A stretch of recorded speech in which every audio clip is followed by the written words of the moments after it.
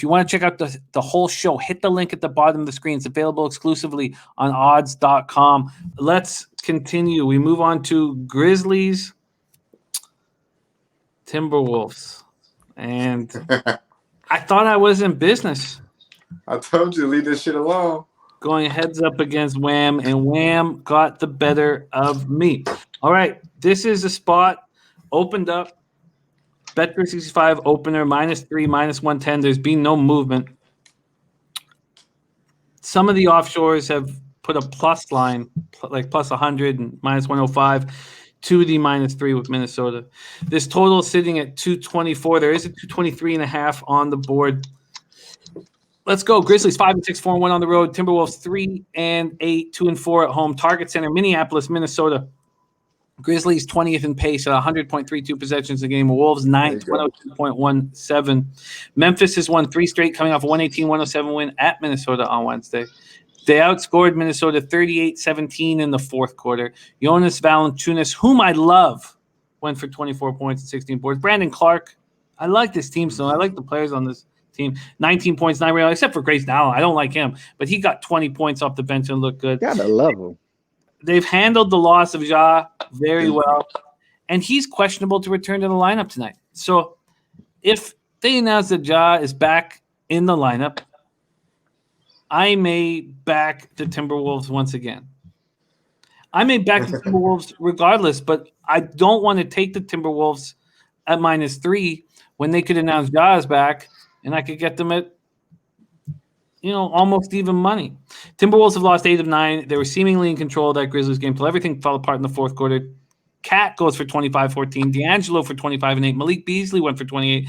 Those three scored 78 of the Wolves' 107 points. Ricky Rubio remains out due to COVID protocols. Josh Okogie is probable with a hamstring injury. No one else is doing anything on this squad. All right, Wham, you handled this game to perfection with a plus 130 money line score on the Grizz. What do you plan to do tonight? I mean, this is pretty much a rinse and repeat moment, honestly, in my opinion. Just because you said it there, they lost their last 8 of 9. They have Cat complaining, kind of trying to blame people after the game, basically saying that, hey, we didn't trust what we did the first 3 quarters, which it seems like they did trust it, and everything collapsed in the third and fourth quarter. So I honestly would go ahead and double back this Grizzlies team and do it on the money line again, to be honest with you.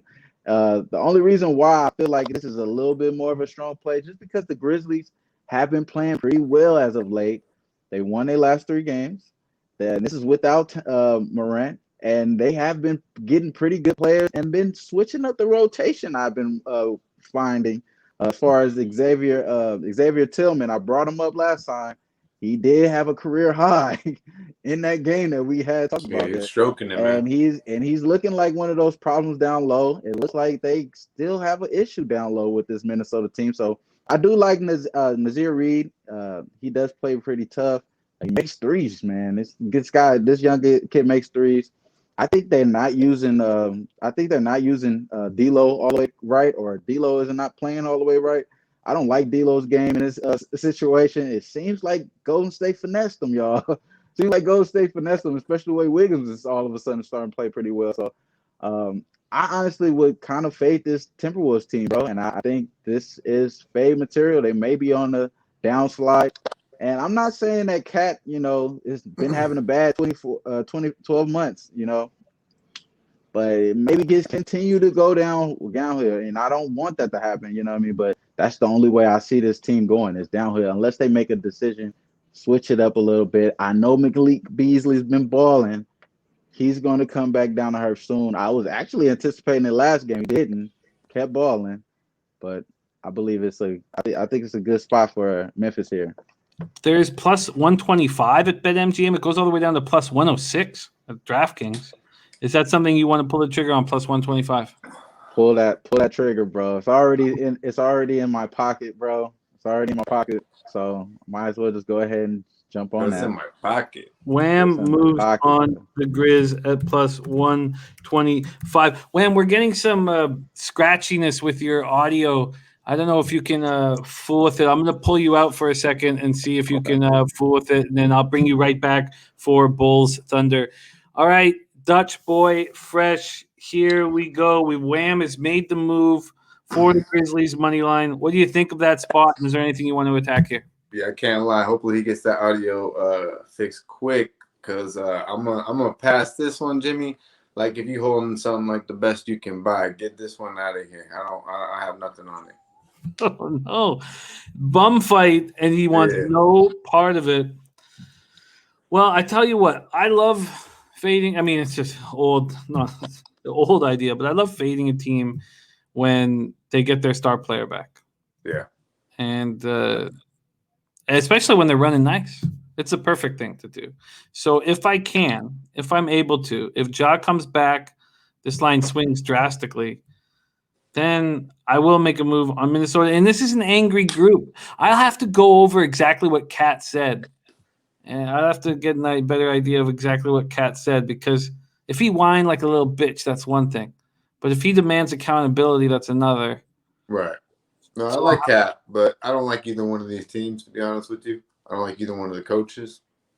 So I don't want my money on either one of them. I feel you. Well, let's bring Wham back and see if we got that audio fixed. Wham, what's up? Can you guys hear me? Everything's all right? Yeah. It sounds. Well, we have no scratchiness now. What exactly did Kat say? Was it like a whiny bitch kind of a thing, or was it demanding accountability? Well, he pretty much said, I got the quote written right here, man.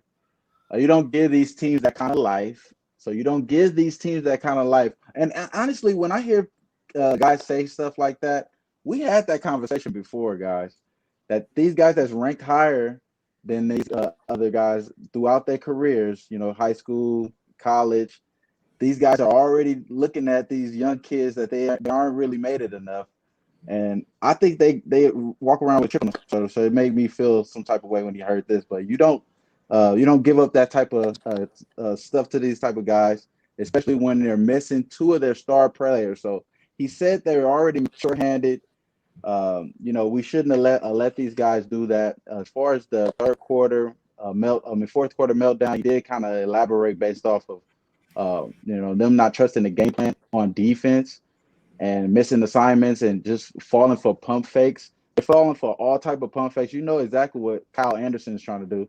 He's slow-mo. He's trying to go up slow with it, and that's pretty much what they're falling for left and right. So I think that's what he was really alluding to. But for the most part, just though the condescendingness in his quotes kind of made me kind of want to go against him. So, and on that note, this line is going to go down once Ja Morant gets in. So that's the reason why I really like it. I hear you. Wham, on the Grizz at plus 125. We're still getting the scratchiness on the audio here.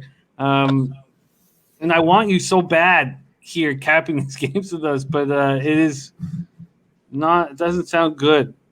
Buddy. I think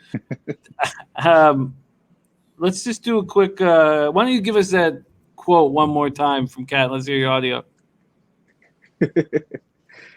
Okay. You don't give these type of teams that kind of life, especially when they're missing two of their star players. When you got them on the ropes, you got to put your foot on their neck. In layman's terms, he pretty much was saying that these guys were, on the ropes, and they're shorthanded. You got to take care of business, and they didn't touch the defensive assignments.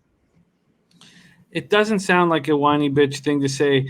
Wham, we got to get your audio fixed, man.